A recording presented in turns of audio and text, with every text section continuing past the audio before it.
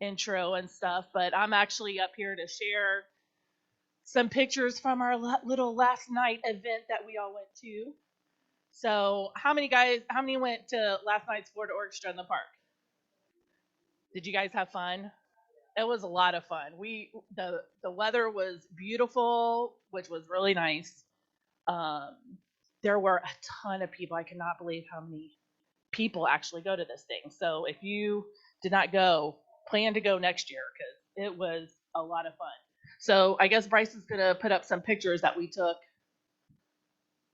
last night from. Oh, there we go. There's some of us at the beginning. Now you don't see a lot of people in the background, but we got there early. We got there like an hour and 45 minutes early, and that's already people coming around. Go ahead, go to the next one, and then you can see how many people started showing up.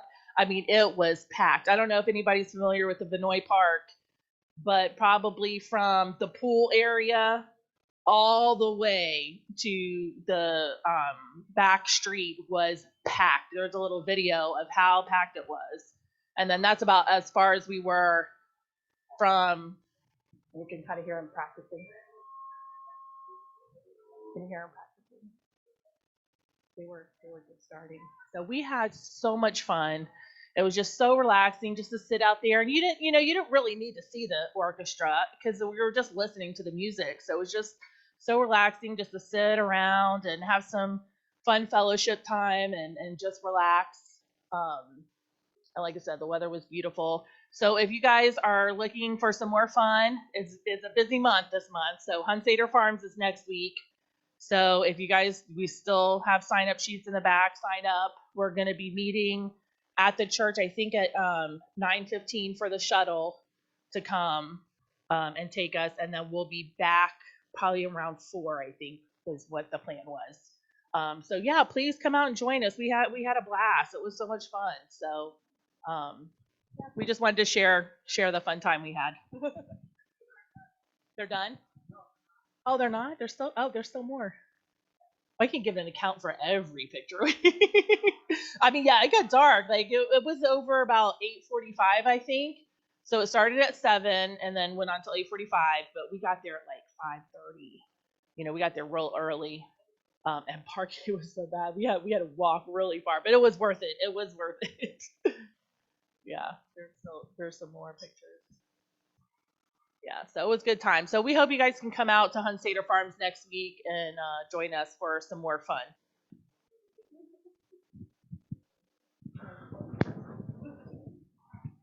I think I'm having issues with my mic.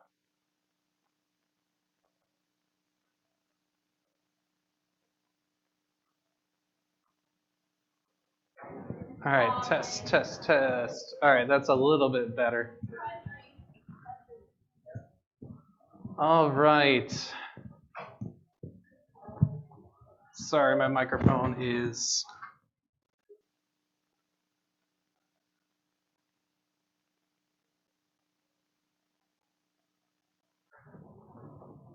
Well, I forgot my Bible today. So I'm going to have to rely on my phone if I need it. Can you turn me down just a hair? You remember which one it is? All right. But you got the right channel, though, since we switched it? Okay, cool. All right, well, good morning. We have a smaller class than we usually have. Or maybe it's the same amount of class, just different people this week.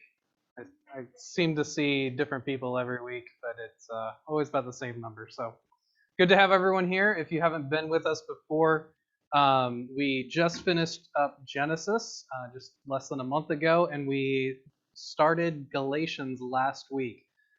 So how many of you can remember anything we talked about last week about Galatians? What was what we were talking about with our introduction to Galatians? We actually said it was Southern Galatia, but good try. Well, it was one or the other, so you were 50-50 chance there. What else? We were getting into the history of the text itself. Absolutely. Peggy.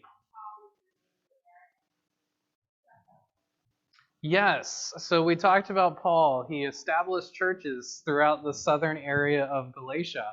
And almost as soon as he left, there was a group of people that would come in and would start teaching false gospel, and he was upset that they were being deceived.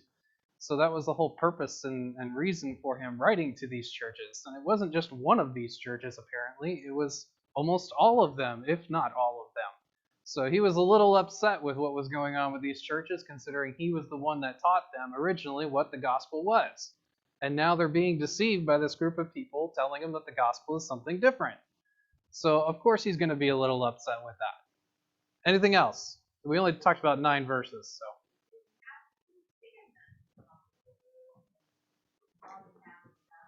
Right, so the Gentiles, they didn't grow up as Jews, so they didn't have access to the Jewish scriptures necessarily. And when these Judaizers, as we knew them, when they came into the area, they said basically you have to become Jew in order to become a Christian. And there was this big, long process that they were saying, and what they were saying apparently sounded legitimate enough that they would be deceived. And anything else? Anything else that caught in your memory? Maybe Tom knows.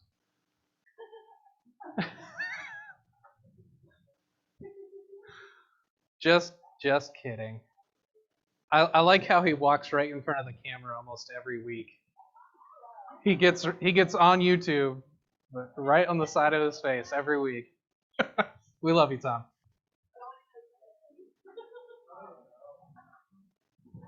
All right, well, this week we have the privilege of moving on in Galatians. As you can see, we're going to be in about 25 verses, so we'll get to reading that in just a minute. But we had said that it was multiple churches that Paul was speaking to in this book, and he was chastising for being deceived.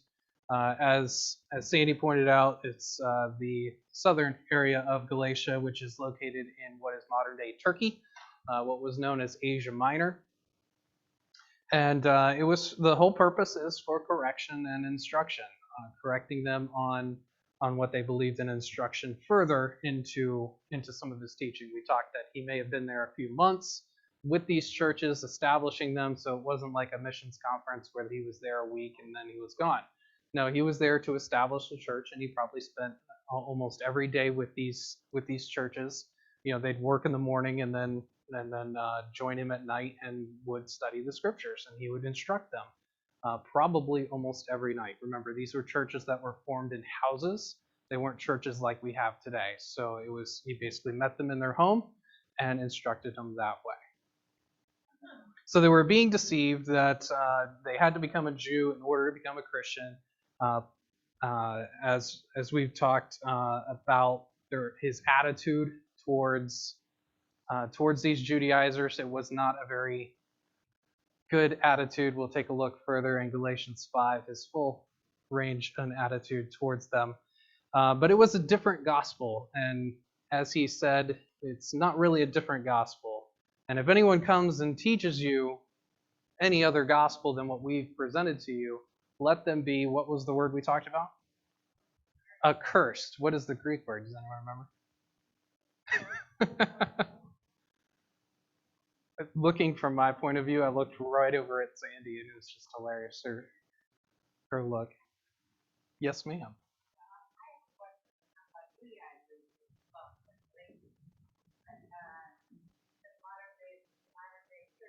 Right.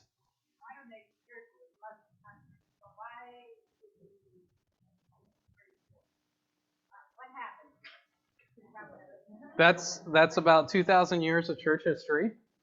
And if you want to learn more about that, this next summer, I will be teaching a church history class with Mandy. So we'll go through some of what happened there and how it transformed from Christian to Muslim. Because I do know, but we don't have time to deal with 2,000 years of church history today.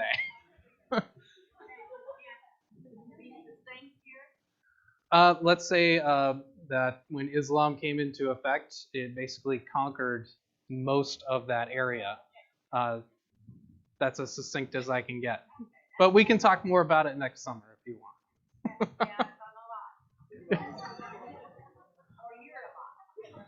Or as Darren likes to say, if he hasn't been raptured yet. No. All right, so back to accursed. Him accursing these Judaizers. So the Greek word there is anathema, if you remember. So anathema, let them be accursed. So we'll pick up our study here in verse 11 as Paul continues his defense of the true gospel and his authority. Picking up in verse 11, Paul says, For I would have you know, brothers and sisters, that the gospel which was preached by me is not of human invention. For I neither received it from man, nor was I taught it, but I received it through a revelation of Jesus Christ. For you have heard of my former way of life in Judaism, how I used to persecute the church of God beyond measure and tried to destroy it. And I was advancing in Judaism beyond many of my contemporaries among my countrymen, being more extremely zealous for my ancestral traditions. What was part of that zealous attitude that Paul had? He had been a Pharisee, but as far as his zeal goes towards Judaism. Right, he wanted to destroy the Christians. So that was part of his zealous nature towards his own Judaism, extremely zealous, as he puts it, for my ancestral traditions. Verse 15, but when he who had set me apart even from my mother's womb and called me through his grace was pleased to reveal his Son in me so that I might preach him among the Gentiles. I did not immediately consult with flesh and blood, nor did I go up to Jerusalem to those who were apostles before me, but I went away to Arabia and returned once more to Damascus. So Paul here reiterates something that he probably had already revealed to the Galatians. That was kind of his salvation testimony. So he once hunted Christians. This was probably not something he hid. All throughout the book of Acts, he's telling almost everyone he met that I used to kill Christians, and now I'm preaching the same gospel that they believe. So this probably wasn't a new revelation, but he was probably just reiterating it to the Galatians as support for his position in teaching the gospel and presenting the true gospel. So now he once persecuted the Christians. Now he's seeking the glory of Christ above all else by preaching the gospel to the Gentiles. As we talked about last week, many of the first converts, in fact, pretty much all of the first converts were Jews, and then at Pentecost it spread to the Gentiles. When Paul was first starting out in his persecution, it was probably mostly just Jews, and then at Pentecost it spread from there. And he certainly probably persecuted some Gentiles, but he probably focused more on the Jews. And now he's preaching to the Gentiles the same gospel that he once persecuted. In these verses, we see Paul gives kind of the source of his training. It's not of men. It's a divine source. It's from God. As we see, let's see, what verse is it?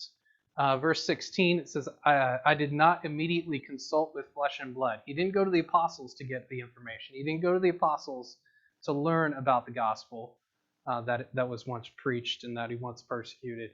He consulted with God, really. He went off to Arabia, as he says, and in context with other books, with Acts and other books that he writes, other epistles rather, we learn that he was gone 3 years. For 3 years, he was being trained by somebody. Well, if it wasn't one of the apostles, it's probably some from the Holy Spirit from God. Absolutely. That's how he got this divine revelation to be able to say some of the things that he says in these epistles. Yes, ma'am.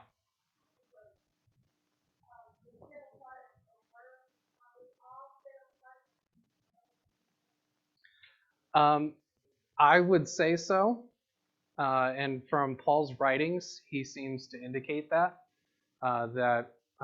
even in Romans, where he reiterates what we talked about in Genesis, where before either Esau or Jacob was born, they were set apart for a specific purpose. So it had nothing to do with what they did in life, because God had already set them apart before birth. So I can argue that way, but I can also understand how some people would say, well, that's just those cases.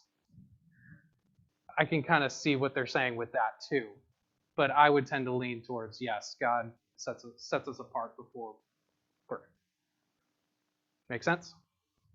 Okay. So Paul establishes his credentials in verses 13 and 14, much the way he does in Philippians chapter 3. Who has their Bible ready to go? Sword drill, real quick. Philippians chapter 3, verses 4 through 6. Once you have it, just start reading it.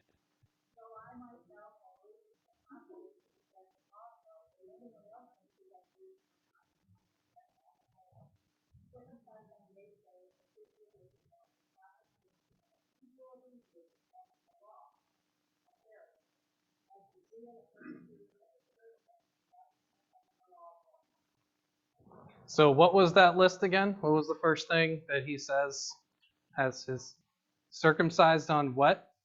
The 8th day. Well, that was according to Jewish law. Next,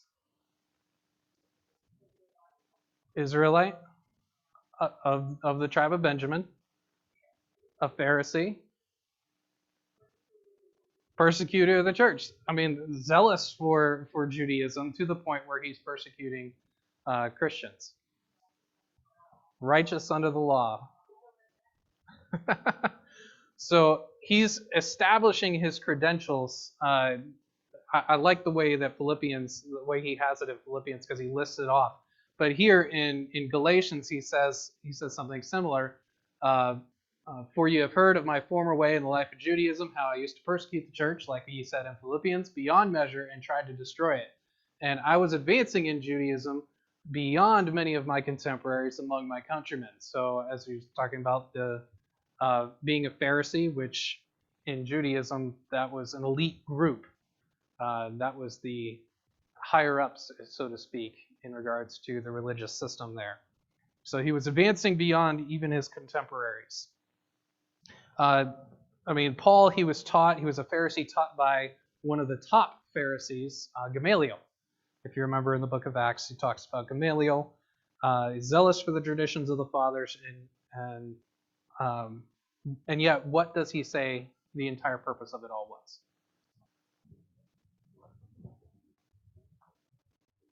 Verse 15 and 16. He was set apart even from his mother's womb, and he called me through his grace, was pleased to reveal his son in me, so that I might preach among the Gentiles. So it's seeming like you were saying, he was set apart from birth for this purpose. But even in everything that he did up to that point in his life, whether it be the training he received as a Pharisee or keeping all the law, even persecuting Christians, the purpose of that was training to be able to preach to the Gentiles. That's seeming what he's getting at here, is everything was setting it up so that I could preach to the Gentiles. And even though we would see that as, say, a loss on the scoreboard, so to speak, or it's a setback for Christians being persecuted and killed, even though we would see that, God's working in the background for something bigger. We see what happens in the life of Paul. Yes, he persecuted Christians. Yes, he took part in killing Christians. Yet God used that. I mean, can you imagine what your theology would be like without any of Paul's writings in the New Testament? I mean, it wasn't just the people that he ministered to during his life, but his writings have affected all Christians throughout the entire history of the church. So yes, we saw persecution in the life of Paul. He persecuted the church. People died. People were killed. People were martyred. And yet God used that for affecting millions, if not billions, of people throughout church history. Yes, ma'am.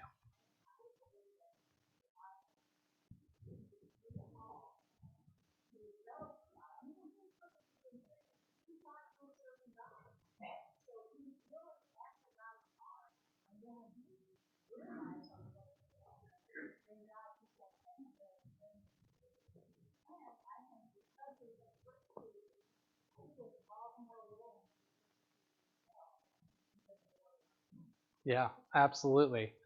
For the recording, since that wasn't recorded, uh, basically it was said that Paul's zeal for persecuting Christians was turned once his conversion happened into zeal for Christ and being able to uh, take that same type of attitude for his love for God and putting that into um, essentially okay being persecuted himself because he once persecuted the church as well. That same zeal was put into, I'm going to serve Christ so much I'm willing to be martyred for that as well.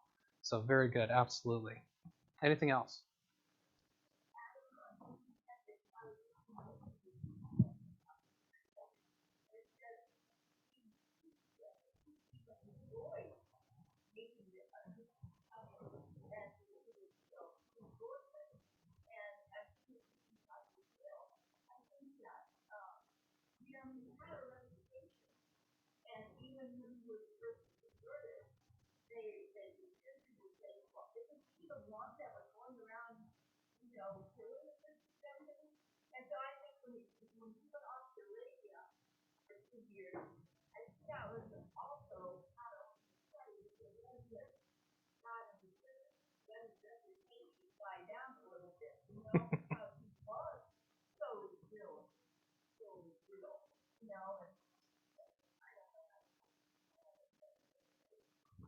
Well, I'm glad you're studying ahead. Yes, ma'am.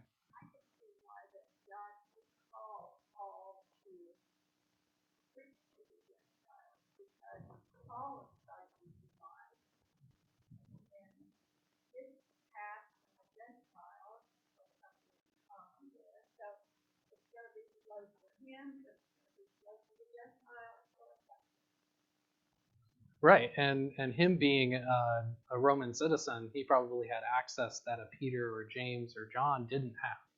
So as we get into a little bit later, Peter, James, John, they were more concentrated on the Jewish, serving in Jerusalem, where Paul and Barnabas and Silas, they were sent out to the Gentiles, and even Titus and Timothy as well. They were either Gentiles or had connections within the Gentile world, and God set that up even before birth as well.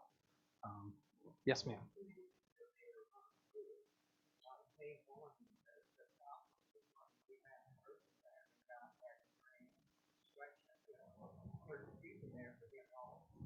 Right.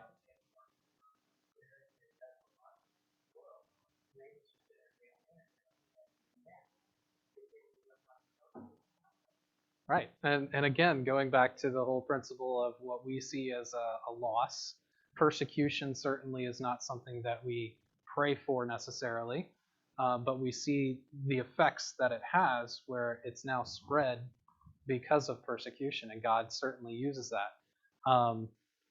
1 Corinthians, actually, Paul says that um, the foolishness of God is greater than the wisdom of man. And what we would consider as a loss, God considers as hey, part of my plan to get it accomplished, what I have. So, anything else before we move on?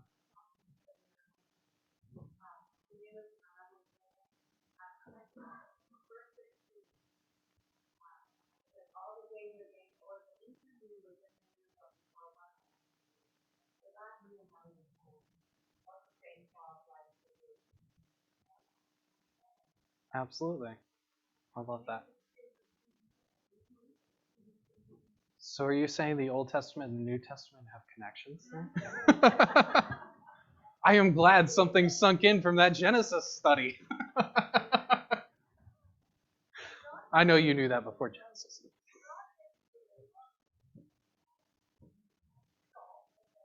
Right.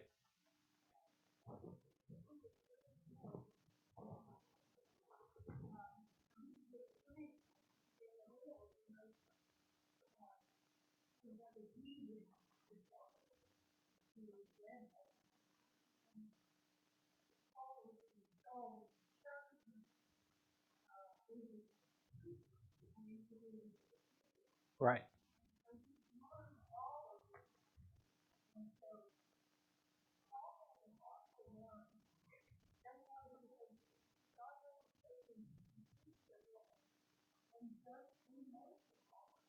Right.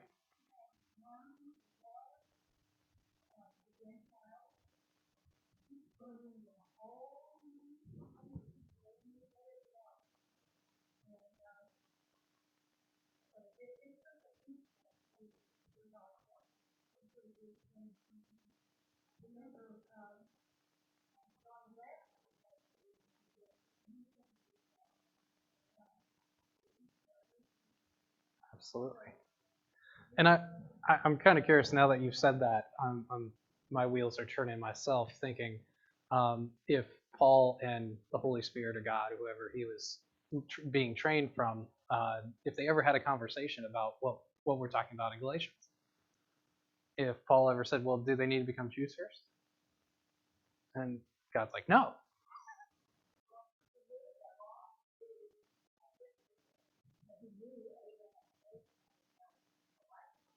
Right.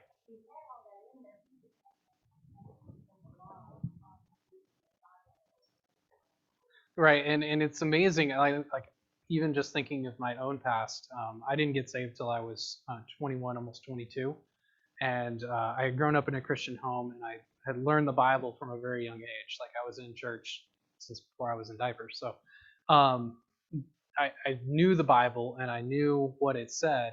And then once once I got saved, the dots started to connect. And I wonder how much of that happened with Paul as well, where he was like, "Oh, this makes so much more sense now."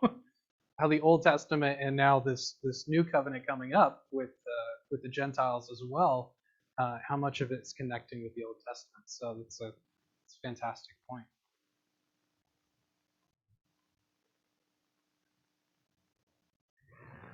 All right. Some further study, we have the Philippians 3 passage. He goes into a little bit more than what we read. So Philippians 3, 4 through 6, but you can look at the full context of that passage as well in your own studies. Acts 9, 1 through 9, this is the conversion of Paul. You can also study that a little bit to get more of the context there as well. And then, as I had mentioned, 1 Corinthians 1, 18 through 25. Just write these passages down and go study for yourself. Also, I forgot, I just added this one in. John 6, 60 through 71. Why did I add that in there? If you have your Bible before I get there, shout out what the context is for that. There might have been a point that I missed to say.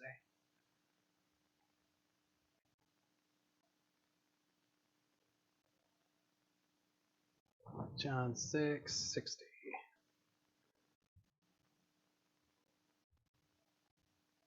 Oh, going back to the wisdom of God and the wisdom of man, or the foolishness of God rather, and the wisdom of man. God builds his church how he will build his church. And Jesus, if he did nothing else while he was here, showed us that the wisdom of man is not like the wisdom of God. Oftentimes, Christ would be followed by thousands of people, sometimes upwards of 20, 25,000 people would be following him. And he would end up doing something that would get him an F in any modern day church growth class. He would say things that would make them leave. And he would say things so profound that they would be confused and want to leave his side. So John 6, 60 through 71 is further study on the foolishness of God versus the wisdom of man. So just take that as you will there. All right, verses 18 through 24. Verse 18, then 3 years later I went up to Jerusalem. So this is the 3 years. 3 years later I went up to Jerusalem to become acquainted with Cephas, that's Peter, and stayed with him for 15 days, but I did not see another one of the apostles except James, the Lord's brother. Now, in what I am writing to you, I assure you before God that I am not lying. Then I went up to the regions of Syria and Cilicia. I was still unknown by sight to the churches of Judea which are in Christ, but they only kept hearing, the man who once persecuted us is now preaching the faith which he once tried to destroy. And they were glorifying God because of me.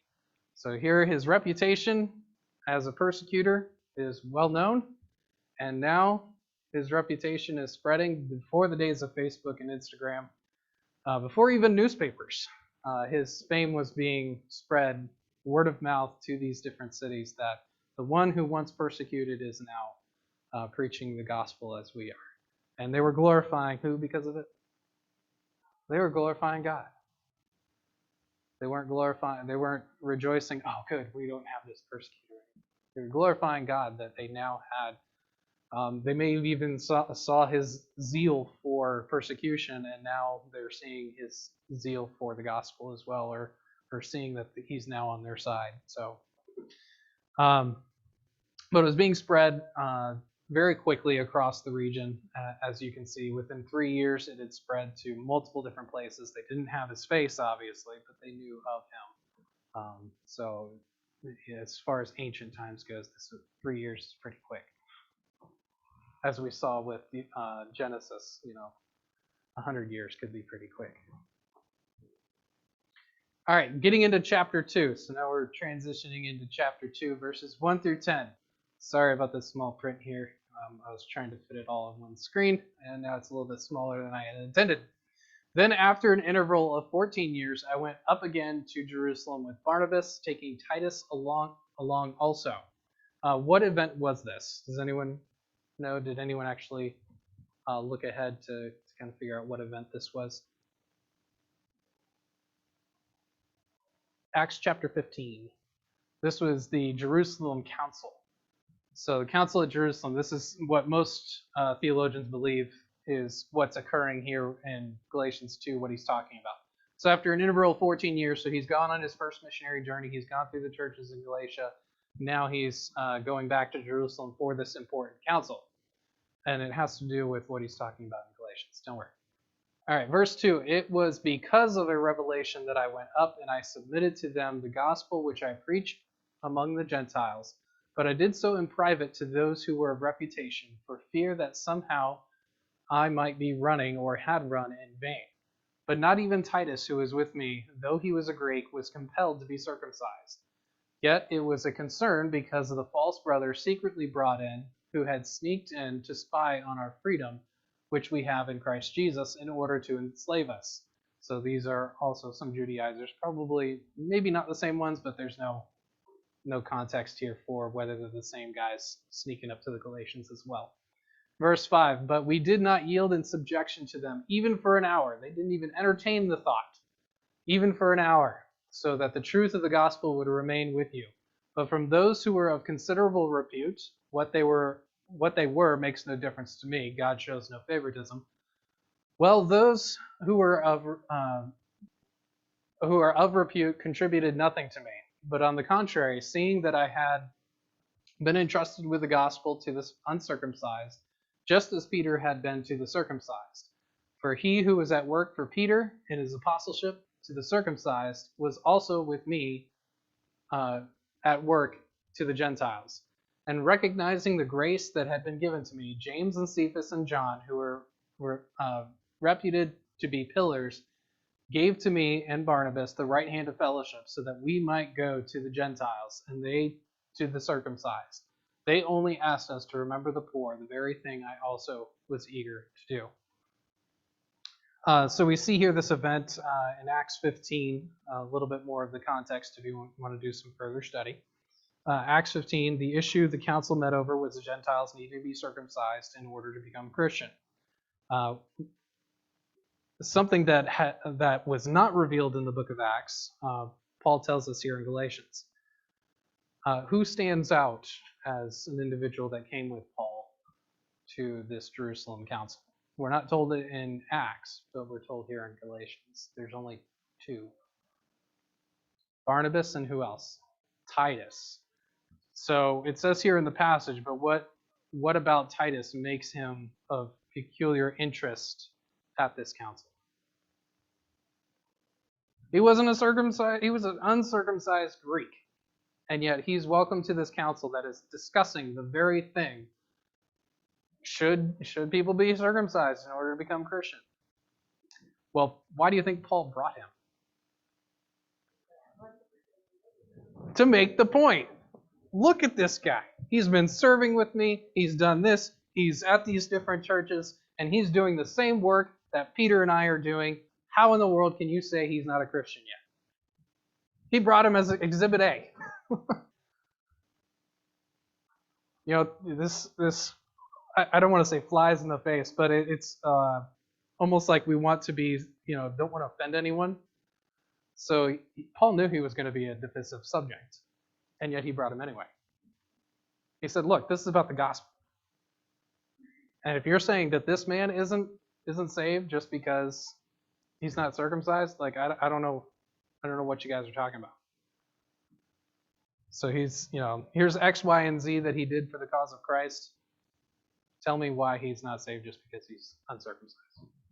So interesting that he would bring Titus along and certainly see the point that was made by bringing him along and what that accomplished.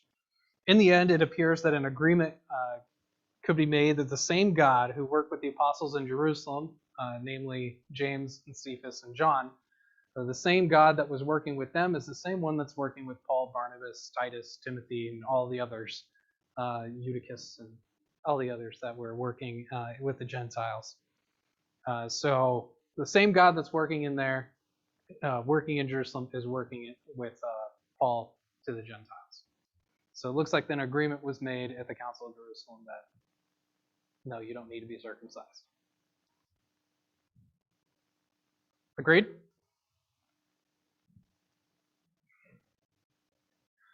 Any comments? We are done with our section today. So any comments, anything that stands out to you in this passage? I'll put up on the board just the further study if you want to write those down as we finish up here and talk. Anything that you want to comment on about what we talked about today or what you saw in the passage that wasn't talked about today, that's fine too.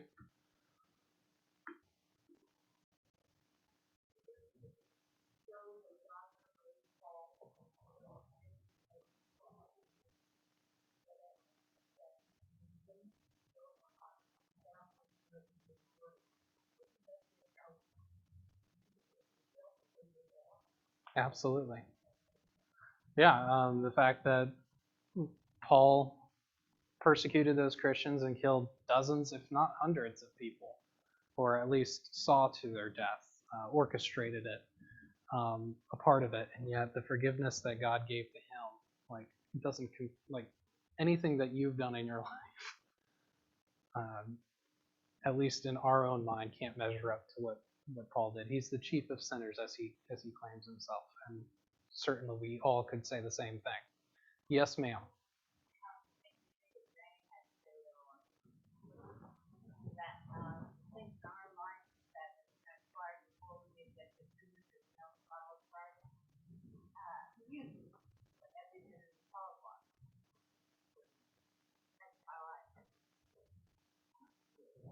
Yeah. Yes, ma'am.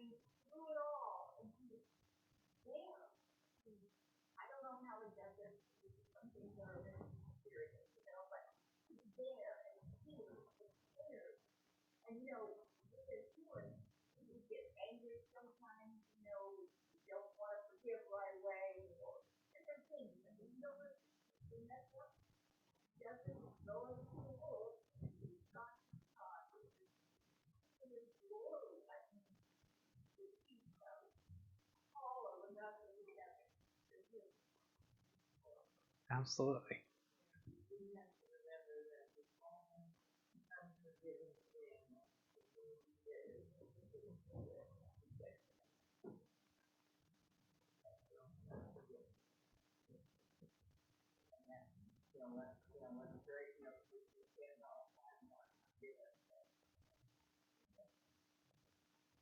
You had something, Tracy?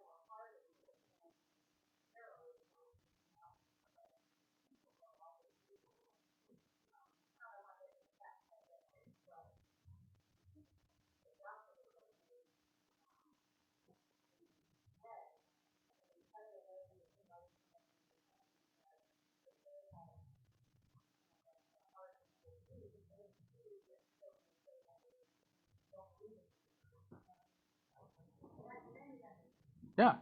I mean, just thinking out loud here, but even people today don't believe that Christ rose from the dead, that his body was stolen. So it happened as soon as it happened, and it's happening today.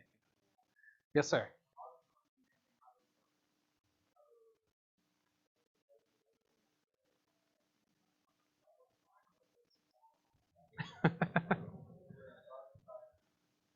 Yeah, I mean, it takes a measure of faith to be sure, but after meeting him, I mean, he went to these churches, and he probably met even with some of the churches that knew him as a persecutor.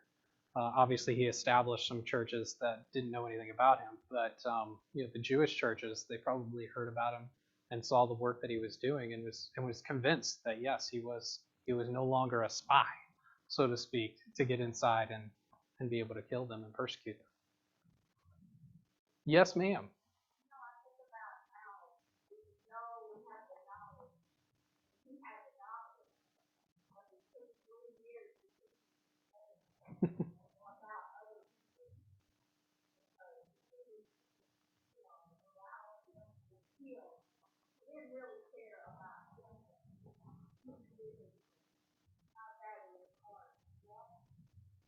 Yeah.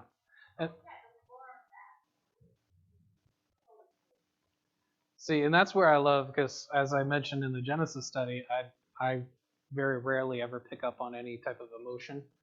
And that's an interesting thing that I hadn't even thought of, where Paul, in the early days of his training, he was training to be a Pharisee. Well, what are the Pharisees known as?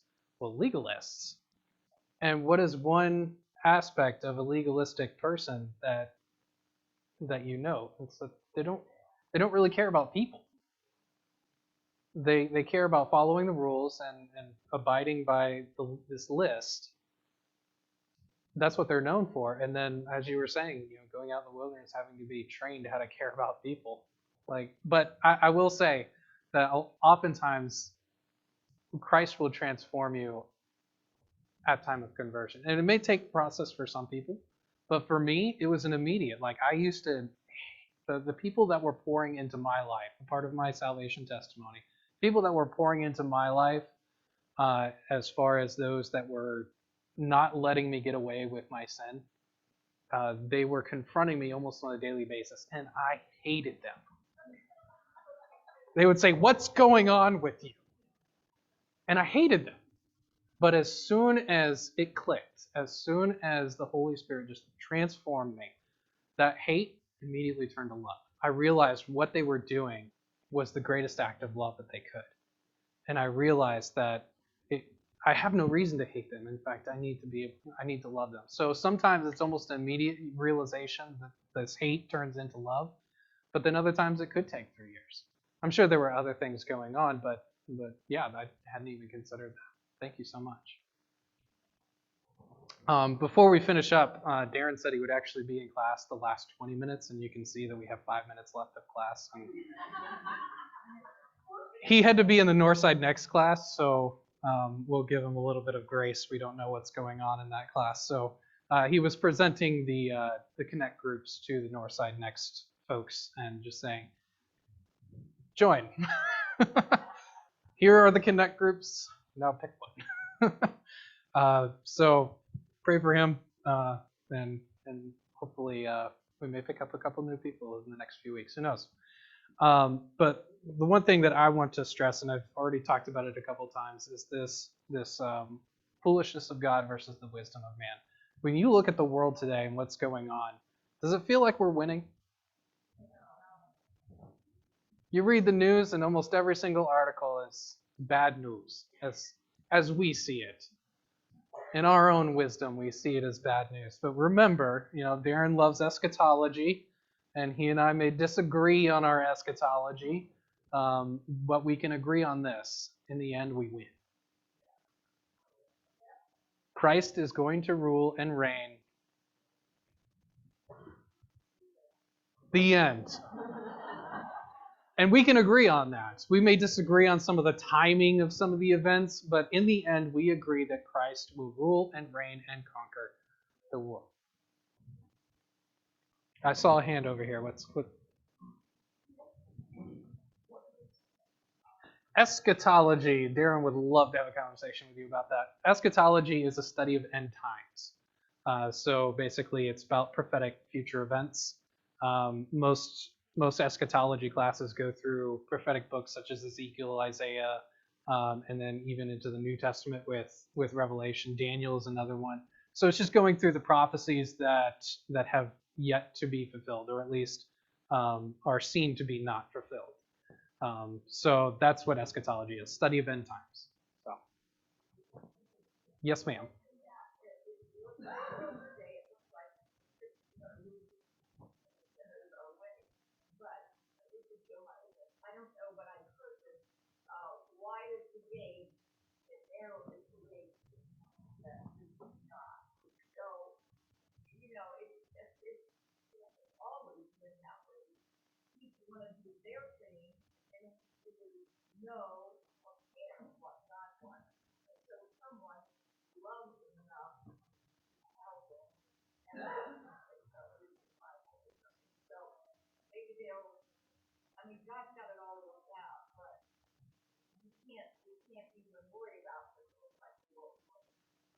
Right, and there are certain times throughout history that God has done certain things to judge His people. We saw that all over in the Old Testament, rather. We saw that all the time in the Old Testament, and God with the church has allowed His church to live in this world, and this world is still as sinful and depraved as it once was, and seemingly we may have battles that we lose, but we know in the end we win. And I heard it once. It's like a mountain climber. Sometimes when you're climbing a mountain, you have to go down a little bit in order to go all the way up. And there are periods throughout history where we have to go down a little bit to get to the next stepping point to go up. And when it comes to eschatology, we know we get to the top of the mountain. We know we win.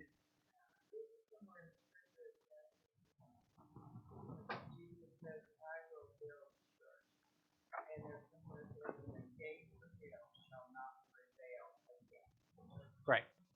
And what does that tell us about the church? Are we in a defensive position or an offensive position? We are in offensive position. We're to go and preach the gospel. Go and to baptize. That's our mission. The gates of hell will not prevail. Well, the gates are not offensive. We're to be offensive. And yet oftentimes in our churches we get very easily cluttered in and huddled in, and we forget that we need to be going out and evangelizing. So, well, Darren has finally showed up. We don't have 20 minutes left, but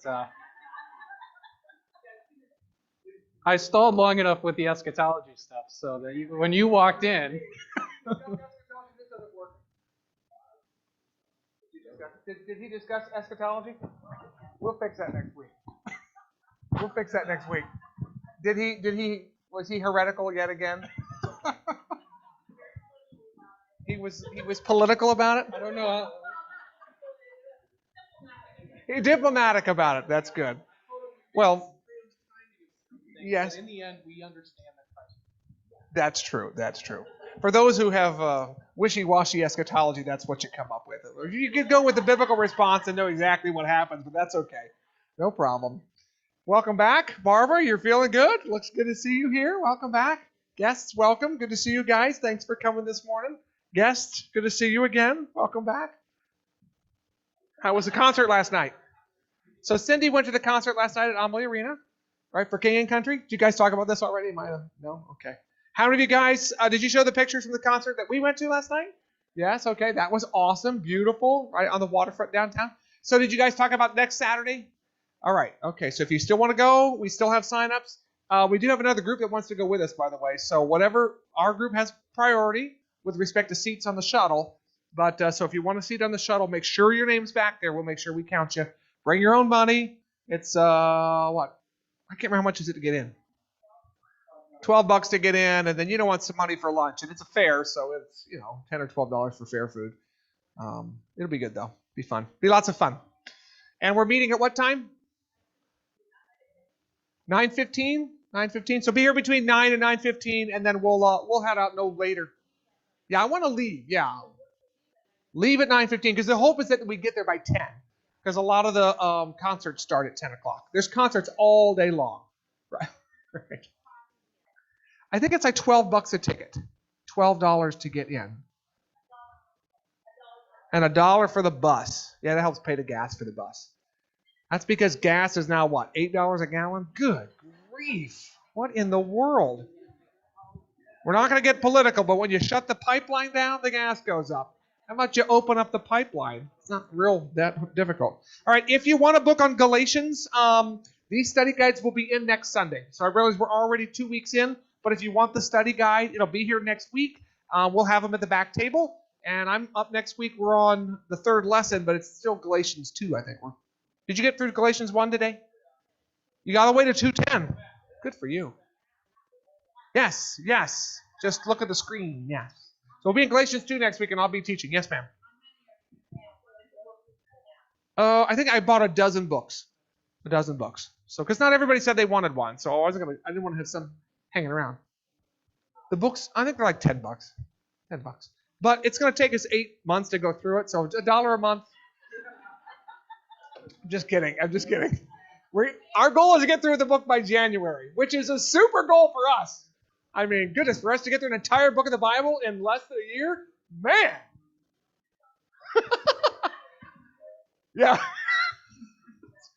Pay as you go. That's a good way to do it. All right. Yes, ma'am. Yes. I've already ordered them, so they're going to come in. If we need more, I can order more. No problem. All right. Last item is Thanksgiving. Just want to give you guys a heads up.